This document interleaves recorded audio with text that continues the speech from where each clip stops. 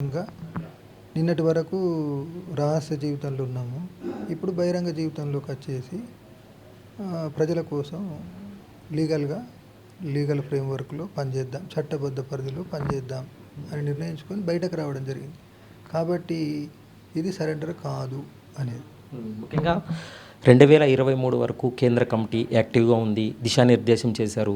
దాంతోపాటు స్టేట్ కమిటీలకు కూడా మీరు సమాచారం, నెక్స్ట్ స్టెప్ ఎలా ఉండాలి ఏంటి అనేటువంటి దిశానిర్దేశం జరిగింది. 2023 తర్వాత ఆపరేషన్ కగర్ 2024లో రావడం జరిగింది. దాని తర్వాత కేంద్ర కమిటీ కూర్చొని డిసైడ్ చేసేటువంటి పరిస్థితి లేకుండా పోవడానికి కారణం ఏంటి?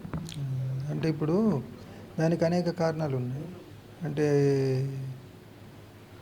మెయిన్‌గా అయితేనేమో 2024 కగారు ఎప్పుడైతే జనవరి నుండి స్టార్ట్ అయిందో, దాంతోటి పెద్ద ఎత్తున పోలీసుల మోహరింపు, ఉద్యమ ప్రాంతాలంతటా లక్షలాది బలగాలతో కూడిన మోహరింపు.